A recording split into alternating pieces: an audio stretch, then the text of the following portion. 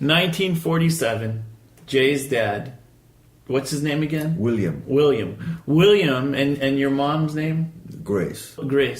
They're like, we're going to do the best thing for our kids. So they take Jay and Nathan and they put them on a ship and they send you over to India. Mm-hmm. Of all places.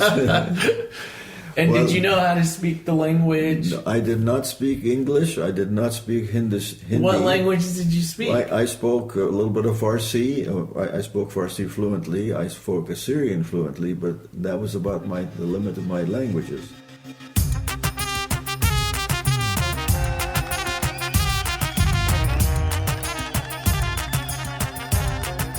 Hi friends, and welcome to the Assyrian Podcast. On this episode, I had the privilege of interviewing Julius, or Jay, Mirza. And as you heard in the introduction, Jay's parents sent him from Iran to India when he was 12 years old so that he could get a better education. Jay's story has many twists and turns, and it's captured in his book, The Assyrian Dream, which you can find on Amazon.com. The book actually retells his story and his father's story, and he's such a fascinating man. He's the kind of Assyrian that I aspire to be like. He's a good man who's been involved with his community. He has 2 children, and you'll get to hear more about his story, and I'm going to play the interview. But first, if you know someone that should be on the Assyrian Podcast, please shoot me an email at assyrianpodcast@gmail.com.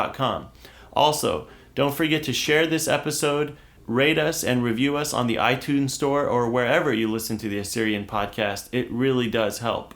Enjoy the interview with the one and only Julius Mirza.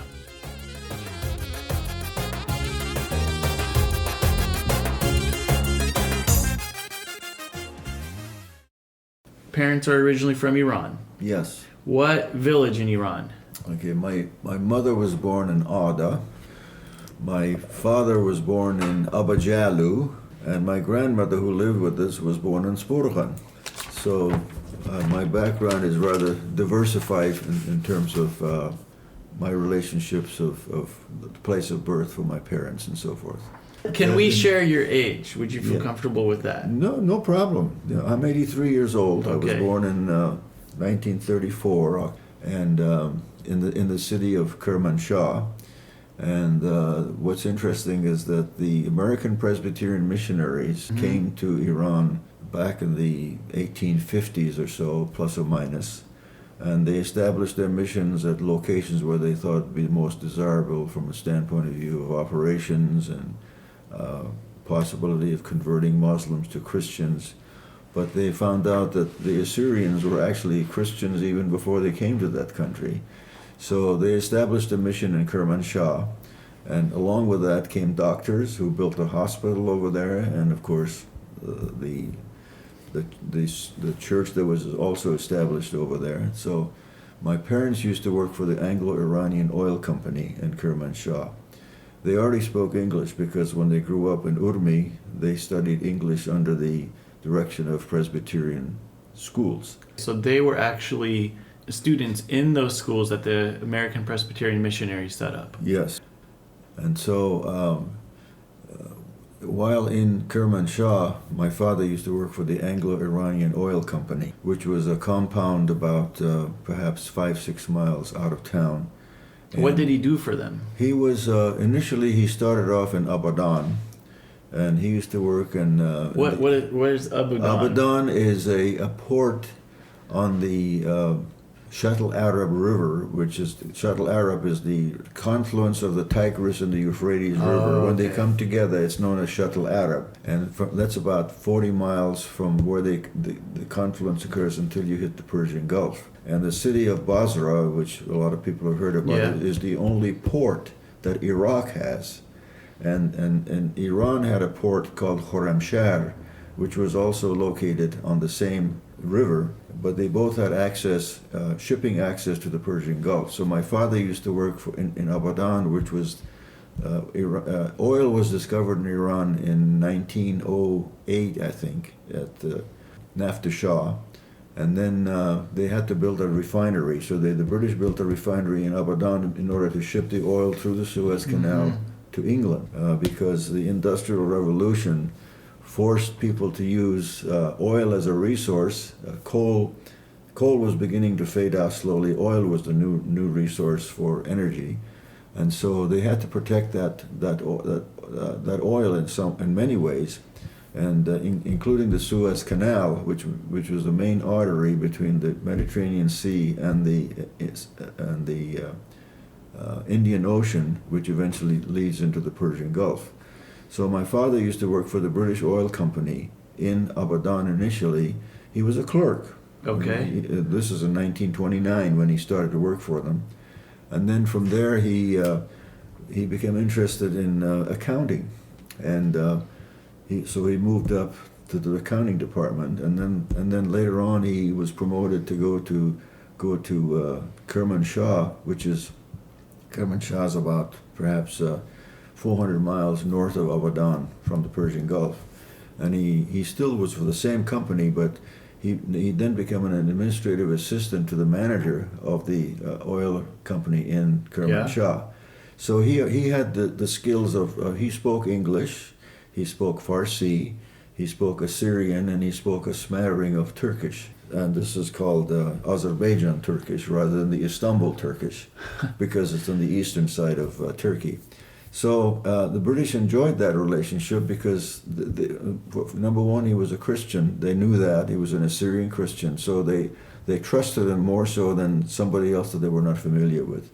And being almost a linguist, he was very helpful to them in order to resolve conversation issues that may not be clear to somebody. Well, all the managers were British people. So if they didn't understand what was going on, then they would probably contact my father to help them understand the relationship or translate for them. So how did he end up going to the American missionary school in the first place? Well, he was a young man. He was born in 1904. Then when the First World War started, the Russian army was in Iran at the time, and then the Turks, the Kurds, and the Iranians were actually against the Christians in that part of the world, and the Syrians and Armenians were the only Christians in that part of the world, so to speak. So that's when the Assyrian genocide happened, yes, right? Yes. So the Americans later on established their schools, mm-hmm. and so my parents went to the Christian mission schools, and they learned the basic English, reading, writing, arithmetic. They were not colleges, although there was one, I understand there was a place called Qalla, where you went into a higher level of education beyond high school. Mm-hmm. But he got his education basically from American missions, his secondary education, I would say, from the American missions. So your dad, he gets this amazing education. He learns how to speak English. Mm-hmm. Then the oil boom happens, mm-hmm. and the British view him as their godsend because he's a good guy. He's comes from good values as far as they understood. He's Christian. Mm-hmm. He speaks the language, speaks all the different languages, and then so he's there, and then he meets your mom down the line.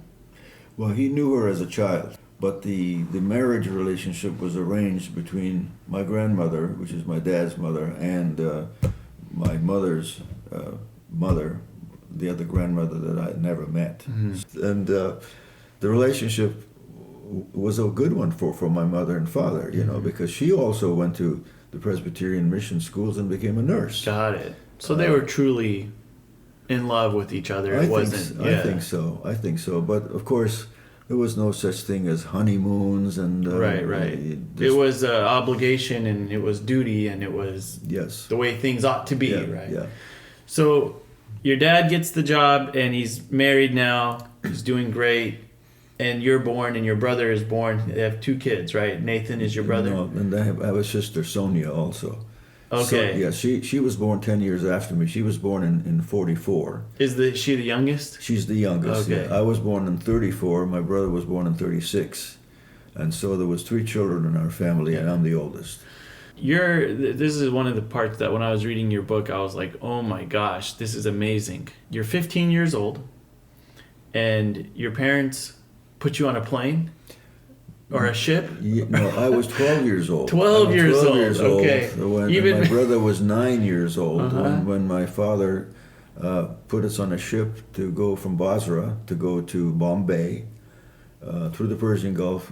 We first stopped in Karachi, which today is Pakistan. And then from there we went on to Bombay. We disembarked in Bombay and took a train across India. What year is this? This is 1947. Okay. 1947.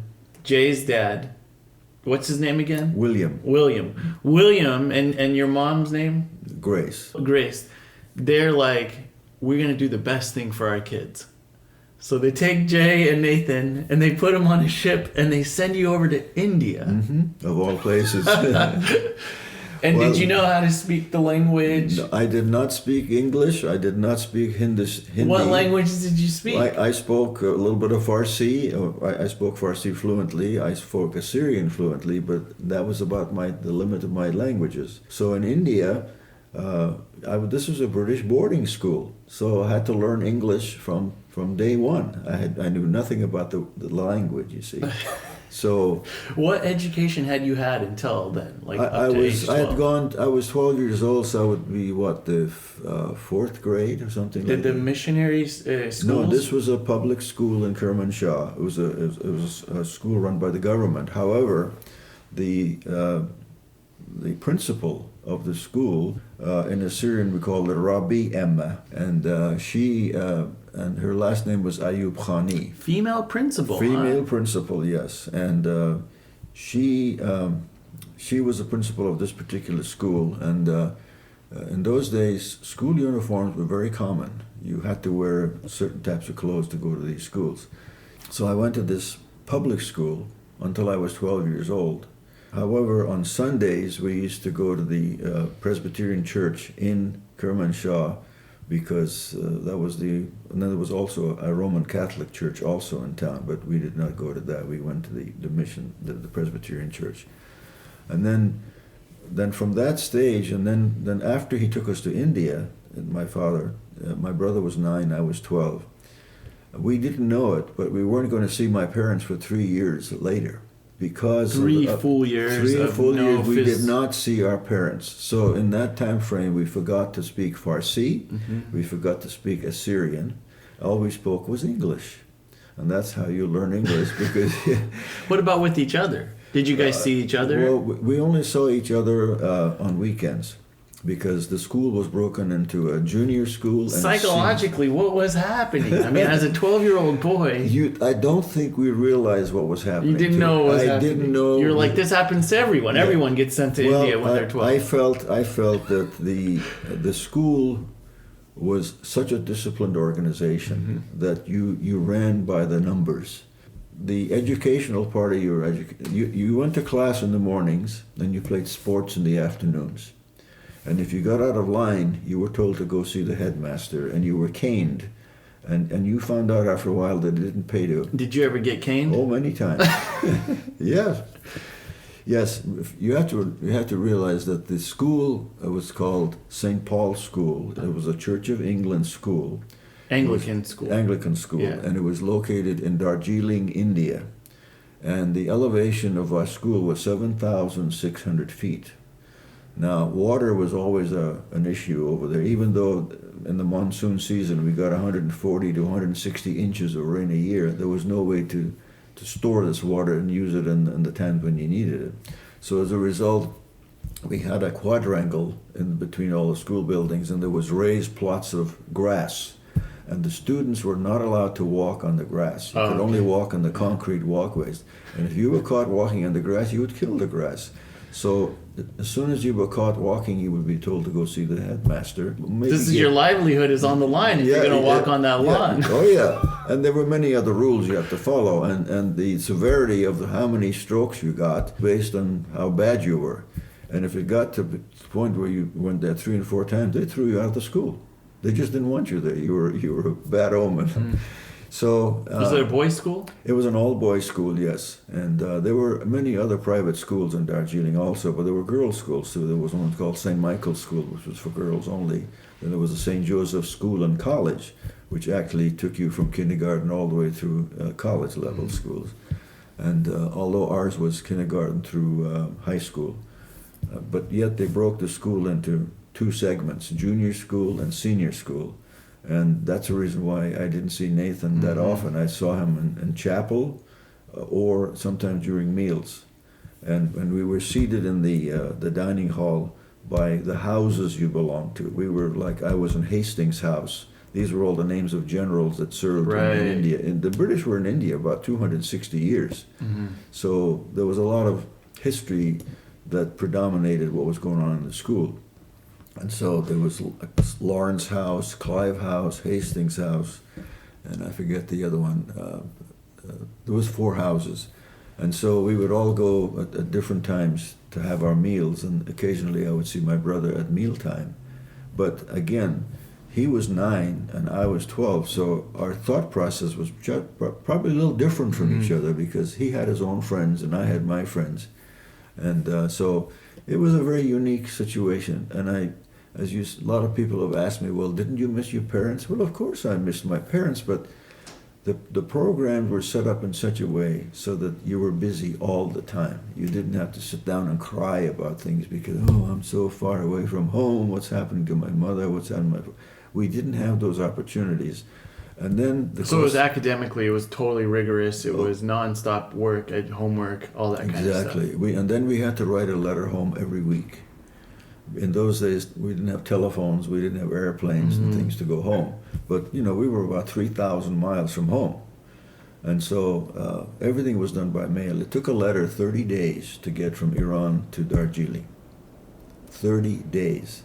Well, once you wrote these letters, and then we would get a response back 1 week, so that we would get a letter once a week. Oh my gosh! That's the only way you could communicate. So chronologically, you're going to be hitting some issues because you're responding to something you already know the answer to. Yes, exactly. So you had to play that game of guessing when it's going to show up. Yeah. So anyway, but the other interesting. See, now these days we just send a text. Yeah. And people get it right away. Although sometimes, of course, if you don't have good reception, you have to wait a minute or two. Well, not 30 days. Yeah, and the amazing part of it is that, the unfortunate part of it is that when we did go back, we would fly, because by now the old C-47s were becoming common in aviation, the old 2-engine aircraft that the military used to use. We used to call them a Dakota or a C-3. And so we would go home in the winter months, and you would say, why in the winter months? Well, the school, there was no heat in the buildings in the school, and the temperature at 7,600 feet can be pretty cold in the wintertime. So rather than you suffer, our summer vacation was in the wintertime. It was just the opposite, because if you went down to Calcutta, the temperature would be 82 degrees in the wintertime, whereas the temperature of the school might be 24 degrees. And so they used to, they turned that elevation played a huge The elevation role. Decided when you Is that school still in operation? Yes. And so what this headmaster did, his name was Leslie Goddard, fantastic person.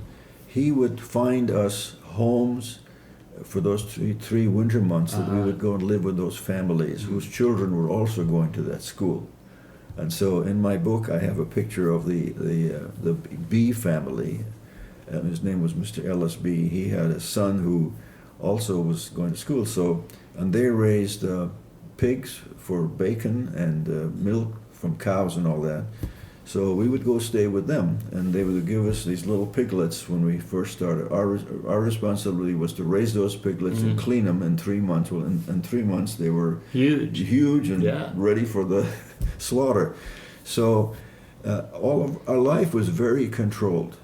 And to say that we would forget our parents, it would be a common thing for people to criticize. And in fact, my father and mother used to say that their friends would tell them, you're making a huge mistake sending your children away at such a young age. They will forget you. How many years total were you in that school? I was there for 6 years. And in the 6 years, I went home once. One time? Yeah, because at the end of the second... And how long was the duration? It would be 3 months. And what was that like, the reunion? Well, it was the first time we went there, we completely forgot the language. My grandmother only spoke Assyrian and Turkish. Yeah. And so after you're home for about a month, you slowly begin to, some of those words begin to come back. So we would speak in English to my mother and father, and try to. That must have been a new. It was a new experience Yeah. for us, and so,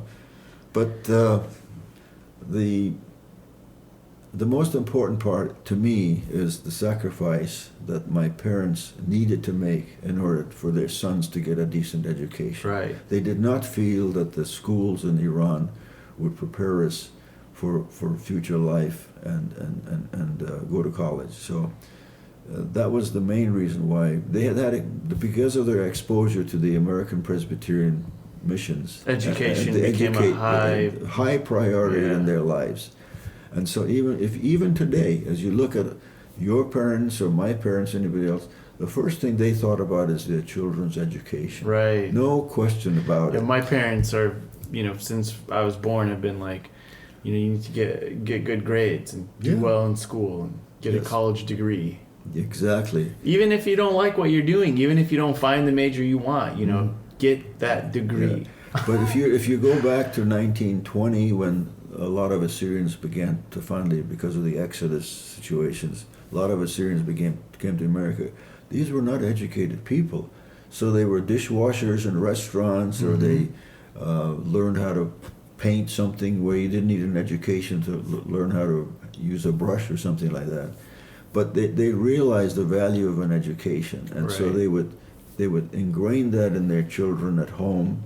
And the early Assyrian churches that were established in New Britain, Connecticut, and Yonkers, New York, and then later in Chicago area, and also it was in Michigan. I guess it was. I'm trying to think of the name of the town where there was a lot of Assyrians, and that I can't think of the name right this second, but. In all of these situations, the parents were pushing their children Detroit. to get an education. Yeah. Detroit area, yeah. And so, So speaking of education, let's travel down a little bit chronologically, because I know that your story ended up taking a huge turn. I think you went to England for a bit of time, the UK, and then somehow you end up in California, and then you end up at an amazing school in California, and you get to study what you love. So talk us through that. well, as we were approaching the end of my schooling in Darjeeling, my father would be writing, and also remember this, I'll be talking a lot about my father, because the man was the head of the family in the Middle East, whether you were a Christian or whether you were a non-Christian. And so all decisions were basically made by the man. Right. But in this case, my mother was definitely involved, because she was an educated person to a degree. She was a nurse. She was a nurse, yes. And so my dad would write to me and say, what would you like to do when you grow up? And I would say, or what would you like to study in college when you graduate from St. Paul's? I'd say, well, I really don't know.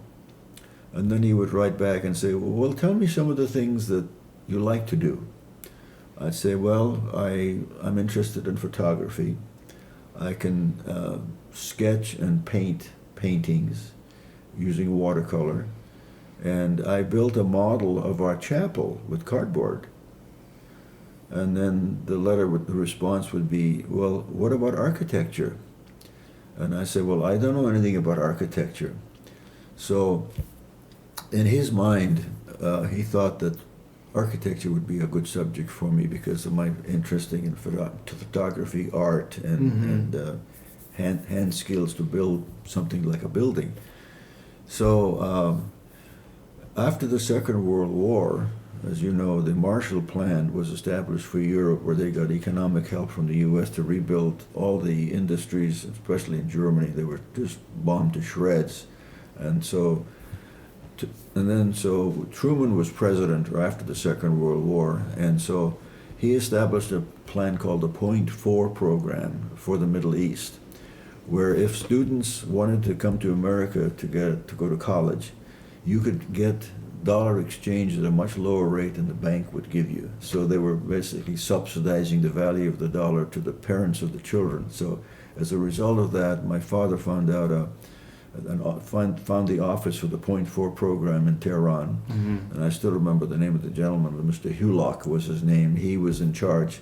And so he probably spoke to him about, what can my children do? How do we find a school for them? And so on in America. So he obviously had catalogs of different schools and universities, and they filled out applications for me to go to 3 different schools. That's what I'm told. And I was accepted by 2 of them. One was in the Midwest somewhere, and I don't remember the name of it. I don't know what it was. And the other one was Cal Poly in San Luis Obispo. Cal Poly was, in those days, it was called California State Polytechnic College. That was the name. And so, and the rationale for selecting Cal Poly was that he had heard that there were Assyrians living in Turlock. And that the latitude of Turlock was 34 degrees north of the equator, which was similar to the latitude of the Assyrians that lived in Urmi, which was 34 degrees north. So they thought, well, the grapes grow well in Iran, they must also grow well in Turlock. So the decision was made that I should go to Cal Poly and not the other school, because Dad really didn't know much about America. When you're working for the British, you learn about the British Empire. So your dad sends you off, and then when you get done with school in India, he's already ready to send you off to the next place. Yeah. I went back to Iran, and then the revolution was taking place. This was in 1950. I was in Iran in 1953, and Mossadegh was trying to take over the government from the Shah. And so while that was going on, they kicked the Shah out of the country. And of course, there was a political turmoil. That must have happened a couple times, right? Because it happened later down. Okay. The revolution, the second revolution was in 79. This was in 53. So as soon as, and I understand the CIA, along with the British equivalent agency, they were able to get a hold of Mossadegh and send him to South Africa to put him under house arrest over there, and they brought the Shah back. So that means the airport was open for operation again. So Dad said, you're not going to stay in this country. The first airplane that arrives, I'm going to ship you to England. And so I went to Leeds University School of Architecture. Leeds is north of London by about 200 miles or so. And so in the interim, I had to get my passport all straightened out to get a student visa to come to America. So you did get accepted to Cal Poly. Yes. And then you were in the interim, you went to a kind of a temporary school in the UK? Well, no, before, yes. It was temporary. I was exposed to architecture in England initially. And it's very basic stuff, learning about Roman lettering and how you incise them, and shades and shadows, a little bit of photography, drafting type of work, you know. And so once I got my problem straightened out with the passport, that was really an amazing thing, because there were diplomatic relations between Iran and England were terminated because of the oil situation. The Mossadegh wanted to take the oil company over and have them be 100% ownership instead of the British, the way they would pay. The British put their money, they developed the oil and built the refineries, and Iran was getting a percentage of whatever they were selling. Well, now he wanted to terminate that agreement and say, it's all Iranian oil, out. We don't want you in this country anymore, to England. So anyway, as a result, I was stuck in England. I went to Manchester, England, to the American consulate. He said, well, your passport needs to be validated for two years beyond the expiration date of the passport before I can give you a visa to go to America. I said, well, how do I do that? He said, well, you have to send this to the Swedish embassy in London. They will send it to the Iranian embassy in Stockholm, and then they will extend your time on your passport, then it'll come back to you, and then after, when you get your passport, then you come to me and I'll give you your student visa to go to America. Well, this took about 4 months, and I was frustrated because why should it take 4 months to do such a thing, not realizing how politics can control our lives. Right. At that age, I had no idea what it was all about. So anyway, I had already pre-booked my travel to go to New York. And so the passport, I was able to finish all that work a week before my ship left. Oh, okay. So it was very touchy. So you took a ship from... I took a ship from Liverpool, England, and we stopped in Cork, Ireland, which is well known for its lace, and these ladies were coming to sell you Irish lace. And I was not interested in Irish lace. I was interested in getting to New York. And then from there we went to Halifax, Nova Scotia. That's right. And Isn't that a beautiful city? From there we run into some real rough seas from there to New York. I mean, the ship was these waves were 30 and 40 feet high. Well, when the ship was on the crest of the wave, you could feel the vibration of the propellers. The whole ship would shake, and then you'd go back down and so forth. So anyway, I arrived in New York, and my mother had a half-sister by the name of Mabel Syed. Last name was Syed. And so she came to meet me. My father had been communicating with her. She came to meet me at the airport. At the dock where the ship was. I didn't know what Mabel looked like, and she didn't know what I looked like. So how do you know how to find your relative? Uh-oh. And so all these people are getting off the ship, and there's all these other people, friends, waiting for them. Well, suddenly I saw this lady just kind of looking around, and so our eyes were fixed on each other, and we realized this must be the Aunt Mabel. This has got to be Aunt Mabel. So I went up to her. I said, "Are you Mabel Syed?" She said, "Yes." Oh, I said, give her a hug. You know, it's a very, very odd situation because you're just a little student. I was 18 years old. Yeah. I have no idea what it's like. You know, so completely so she helped me find my suitcase, and we went to her house, and so I spent 3 or 4 days in New York. She took time off to show me all the sights of New York. We went to the Rockefeller Plaza, we went to the Empire State Building, we went to the United Nations Building, and so forth. So then from there I took the train to Chicago. And again, I was met by relatives. I had no idea who they were, but they found me, and I later on found out. One of them said to me, "We noticed you walked off the train with this T-square in your hand." He said, "Oh, that's got to be him. He's the one that's going to study architecture." Uh-huh. So you carried that thing around with you? Yeah. Well, it was in fact, I still have it somewhere. I forget where it's at. And so anyway, I spent another 4 more days in Chicago, and one of the relatives, Jerry James, very nice person. He wasn't a developer then, but he was a major painting contractor or a plastering contractor. And so I was invited to the houses of one of the relatives, and she in turn invited all the other relatives. They wanted to see this cousin from the old country, and they thought I would probably would know how to speak English. Well, I spoke English with a British accent. That completely surprised them all, you know. And I had these British clothes. My jacket had one of these leather, what do you call them, on your elbows? They have patch. Little patches, so that you don't wear your clothes on. You have the leather patches, you know. And apparently that evening, he approached my cousin. Mary Khoshaba was her name. So he gave her $500. He said, "Go buy this kid some American clothes." And he was to notice I look a little different from everybody else in the room, you know. Well, $500 was a lot of money in 1954. That's a lot of money for a wardrobe. Yeah, for a wardrobe. Well, Mary and I went shopping, and she bought me all kinds of clothes. Oh my gosh! So you're coming out of there looking GQ. Yeah, and so.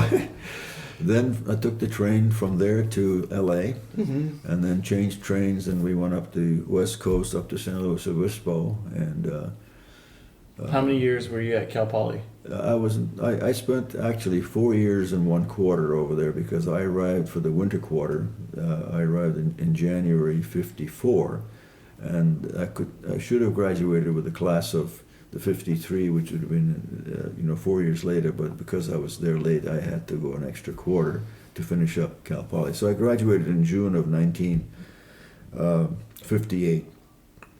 My mother And my brother and Jeanette, my wife-to-be, were all over there. How did you meet Jeanette? Was that arranged? I met Jeanette in Turlock. I used to spend my summer months in Turlock. While you were at Cal Poly? While I was in Cal Poly. The first summer I found a job at a cannery, Hume's Cannery in Turlock. And I used to unload cans from railroad boxcars, and they would go into the cannery. And then she used to sing in the choir in the Assyrian Presbyterian Church in Turlock. That's where I met her. Mm-hmm. And so I've explained all this in my book, incidentally. It talks about me, how I met Jeanette and so forth. And so then the second summer from Cal Poly, I found a job in an architect's office in Modesto, and I worked for Ken Kastner. I had 3 summer jobs in a row in his office, and he finally offered me a full-time position when I graduated from Cal Poly. But then after we got married, which was in 1959, mm-hmm.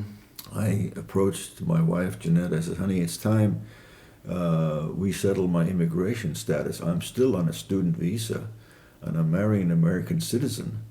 So she was an American citizen? She was born in Philadelphia. Jeanette was born in Philadelphia. Her parents also came from Iran. They got here early then. Well, yeah, they were way before. They came in the 20s, I think, 1920s. And they went to Philadelphia. And that's they went a story to Philadelphia. In and of itself. Yeah. Oh, yeah, that's another story. He had a little grocery store. They used to sell, like neighborhood grocery stores, what we call like 7-Elevens today, mm-hmm. that type of a store. So I said, well, I think I'm going to have to go see the immigration department. So I went to San Francisco and found the immigration department. And they said, well, you have to fill out a form called Declaration of Intention. And it says, who I am. I want to become an American citizen because I'm married to one. Mm-hmm. But I didn't know that the immigration department notified the draft board that we have this young man who wants to become an American citizen. I was 24 years old at the time, much older than a typical draftee in the Army, which would have been 18 or 19 years old. Well, next thing I know, 8 months later, I got a notice that you're drafted in the Army. Uncle Sam needs you. Uh-oh. I'm saying, wait a minute, I'm not even a U.S. citizen. How come? I didn't have any choice. I went into the Army. So Jeanette was just staggered because she says, I'm going to lose my husband. I just married him, Well, it turned out that I got a job. I was transferred to Fort Belvoir, Virginia, which is about 15 miles south of Washington, D.C., and Jeanette joined me, and she was a legal secretary in Modesto, and so she applied for a job in the Judge Advocate General's office called JAG as a legal secretary. So she found a job over there, and so we lived in Alexandria, Virginia, and I used to ride. There was a bunch of other soldiers that also lived off post. Mm-hmm. We used to carpool together to the base, and then Jeanette used to take the bus to the Pentagon. And Pentagon had 30,000 people working in it. It was a small city. So that went on until. How many years were you in the military? 2 years and 4 months. The 4 months was when the Berlin Wall went up. Oh. They were afraid that we'd have a war with Russia, so they extended everybody's time that was already in the military. So that was extended my time was extended 4 months. Well, that was finally resolved with the airlift in Berlin. They were able to supply the food to them, and they kind of settled the issue temporarily. And then after that, we came back to Turlock again. And you started doing your architecture work again? I went to work back to Ken Kastner. So I worked for him for about, I got out in 62, and I worked for him for 2 years, and I looked for better opportunities for work. And I was looking either at the Bay Area or the Sacramento area. I knew quite a few of my classmates that were both in Sacramento and the Bay Area, but for some reason we figured that Sacramento would be a little easier place to get around. The prices would be less, housing and travel and all that kind of stuff. To come and visit our parents in Modesto and Turlock was about an hour and a half to 2 hour drive. Bay Area would have been a whole different animal. So that's how we moved to Sacramento. And my first daughter, Lisa, was born in Turlock in the old Emmanuel Hospital on Canal Drive. And so she was born And then Allison, my second daughter, was born in Sacramento. So we stayed in Sacramento for 35 years. And then when I retired in 1999, we moved to Turlock. And by that time, of course, my daughters had already gone to college and they were living their lives in the Bay Area. And so life started all over again until Jeanette developed cancer, and unfortunately her life was terminated in 2003. And so it's been 14 years since she's passed. But life takes some strange turns, and I had to figure out some way to keep busy, because you cannot. We were married for 44 years, which was a long time. And so what do you do to keep busy? And I remember one day I was driving back from San Francisco to Sacramento. I was listening to KCBS radio station 740 on the AM dial, and Al Hart was interviewing the editor of a elderly magazine from the East Bay. And I remember the gentleman saying that one of the things people don't realize when they retire is they have to consider they're retiring from what to what. And it's a bit of a myth, isn't it? Yeah, it is. And so retirement is not something that just happens. You have to plan for it. I said to myself, well, then in that case, I better have a plan of attack. How am I going to do this? And so then I found out that the actuarial tables in the insurance companies say that if a person retires at age 65 and he doesn't do anything with his life in retirement, in 5 years he will die. Oh my goodness, wow. I said to myself, you mean to tell me I worked all my life to live for 5 years? That's impossible. It's not going to happen. So after Jeanette passed away, then I said, hey, you gotta do something about this. That's when I started to think about our family. And so I went to class to learn how to write this book. Mm-hmm. I went to a class called MICL, M-I-C-L, which stands for the Modesto Institute for Continued Learning. It's like continued education. Sure. And all the members were retirees, whether they were teachers or lawyers or whoever they were. And so that became a wonderful avenue to keep me active and busy. And in the process, I learned, the class that I took was memoir writing. I learned what I thought was, I knew how to write, but I actually didn't know how to write. And then I also went to the Apple store to learn how to use the iMac computer in order to put the information into this book that I wouldn't know how to do in the first place, So anyway, life has been very, very interesting. I'm glad that we brought their daughters up in a Christian way. They both went to college, they graduated, they're married. So thinking about the big picture and just understanding your own Assyrian ties and roots, and from the old country and then going to India and then England and then coming to the U.S. and meeting strangers in New York who are actually family, and they treat you like family, and a $500 bill to go buy a new outfit, and then you're going to go to Cal Poly, which now is known to be one of the best schools for architecture, right? And you've worked on some pretty huge projects. I think you told me not too long ago you were even kind of consulting on the Bay Bridge bike lanes or something. Yeah, I've skipped over a lot of stuff, of course. Well, it's in the book, right? Yes, it's in the book.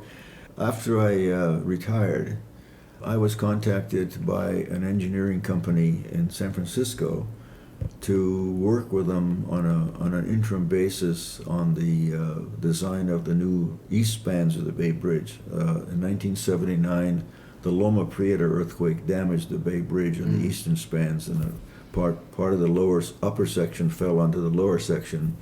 And I think there was 1 or 2 people died in that particular accident.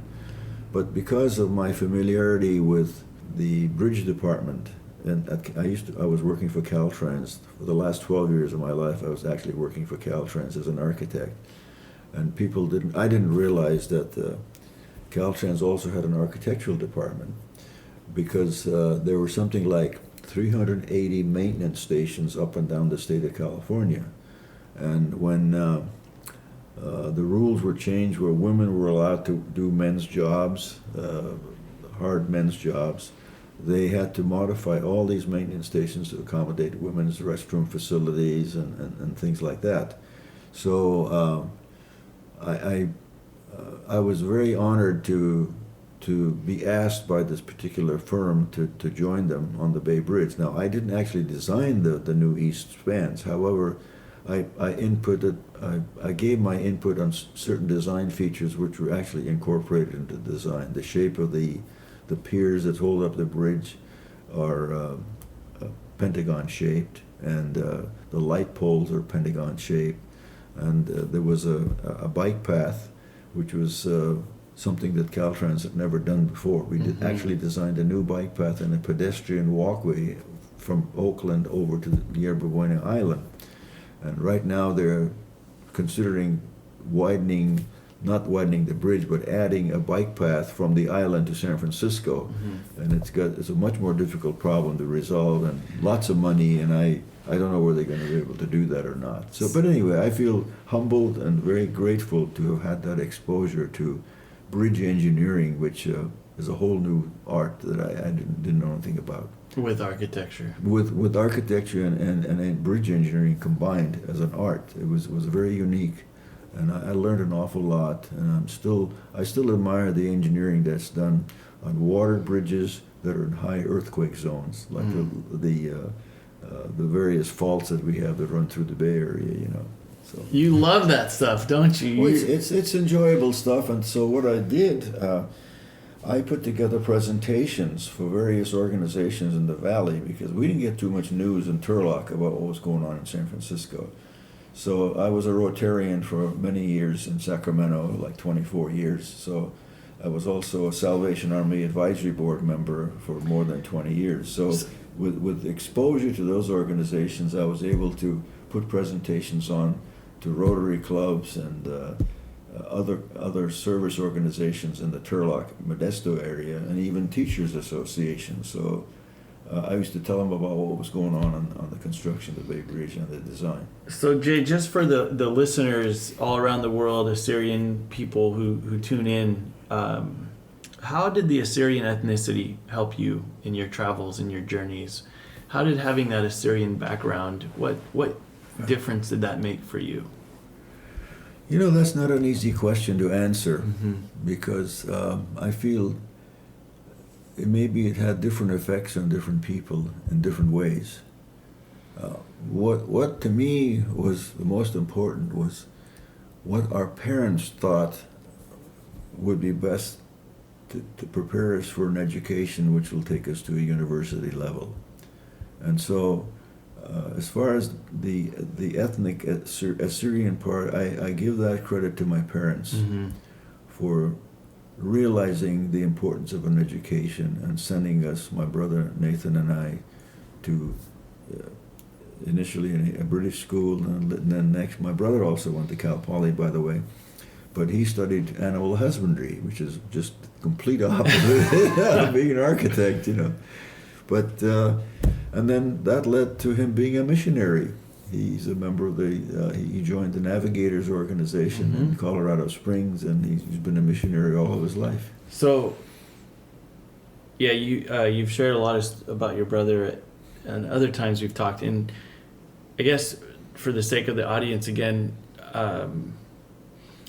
when you think of the Assyrian nation today, and you think of the Assyrian people and kind of where we're at, what words do you have for an Assyrian who's 30 years old today?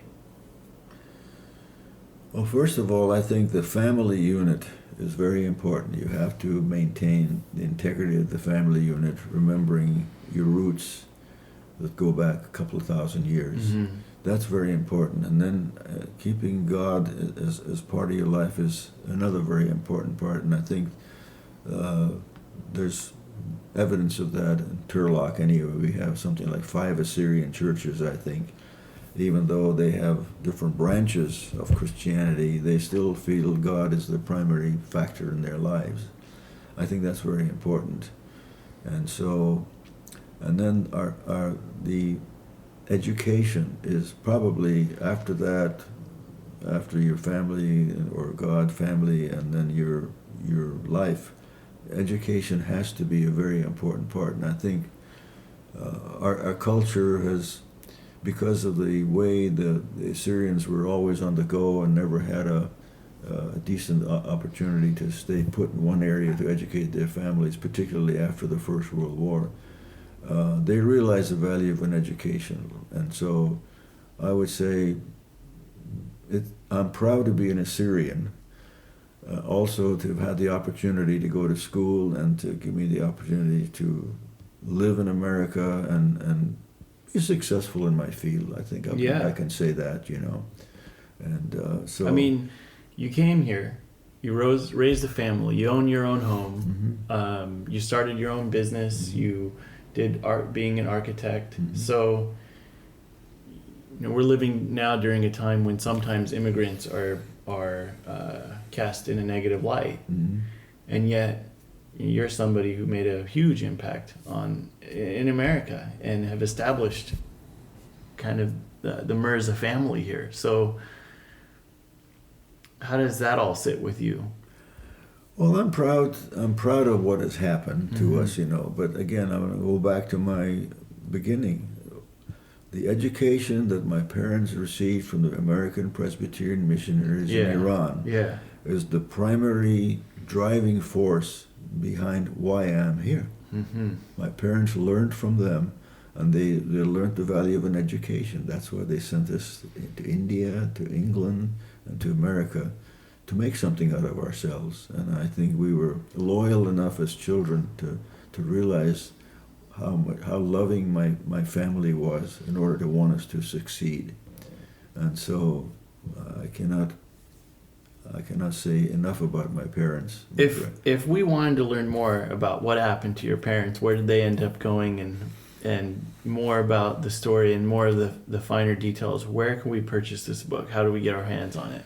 Well, the book, which is called An Assyrian Dream, the Mirza Family Story, it's available through Barnes & Noble, which is a bookstore, and it's also available through Amazon.com, and it can be purchased. Also, there's an e-book. Kindle. It's available in e-books, and you can order that and put it on Kindle and read it.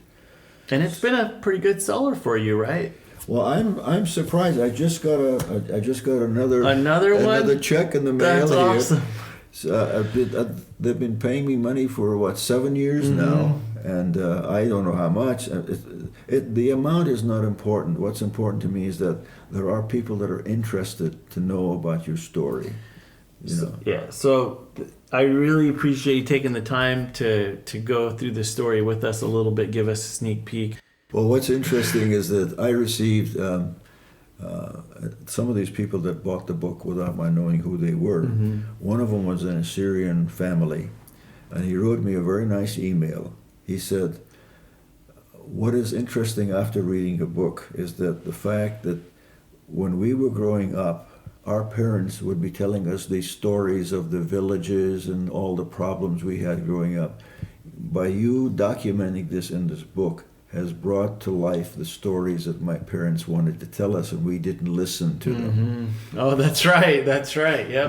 Because we would have been like kids and say, boring stories or whatever. Yeah, because Assyrians that were born in America really didn't have that appreciation of what their parents went through until, reading this book would give you... My father's story is an amazing one in itself that's in this book, which he wrote himself. Yeah, it's 170 some odd pages, and it's written in a very unique style of English. Just for the audience to hear, there's a story of how your dad watched a man die, right? Oh yes. And so that'll be I remember reading that, and I was just like, I was struck by that story and how it affected him. Yes. So we don't want to give it all away. Give people opportunity to go check it out.